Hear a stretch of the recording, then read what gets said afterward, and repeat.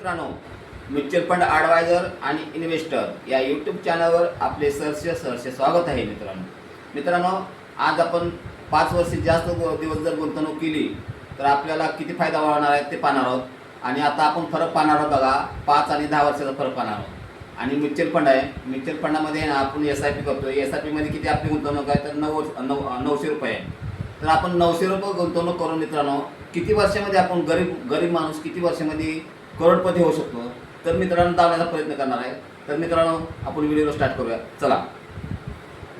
तर बघा, हा माझा मोबाईल नंबर आहे. अधिक माहितीसाठी तुम्ही मला या मोबाईल नंबरवर तुम्ही संपर्क साधू शकता. बघा 7304680107.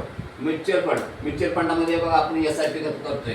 तर आपली इन्व्हेस्टमेंट किती आहे, 2 वर्षाची आहे बघा. तर इथं 10 वर्ष आपली इन्व्हेस्टमेंट म्हणजे गुंतवणूक आपली 10 वर्षाची आहे. आता मंथली गुंतवणूक किती आपली म्हणजे महिन्याला आपली गुंतवणूक बघा 900 रुपये आहे.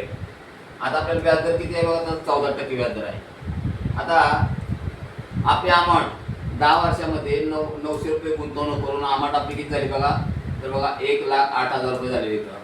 आता त्याचा इंटरेस्ट अमाऊंट म्हणजे आपल्याला त्याचं व्याज किती मिळते बघा, तर बघा 1,16,363 रुपये हे आपल्याला व्याज मिळते.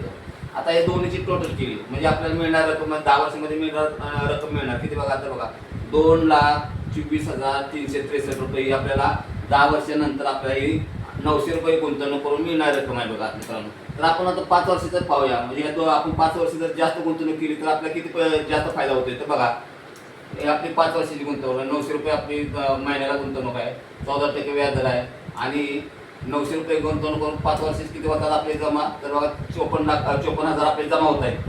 आता व्याज आपल्याला 54,000 22,000 रुपये आपल्याला व्याज नुसतं मिळत आहे. आणि या दोन्हीचे टोटल तर आपले 5 वर्षानंतर आपल्याला किती रक्कम मिळते बघा, 900 रुपये गुंतवणूक करून तर 76,794 रुपये आपल्याला मिळतात.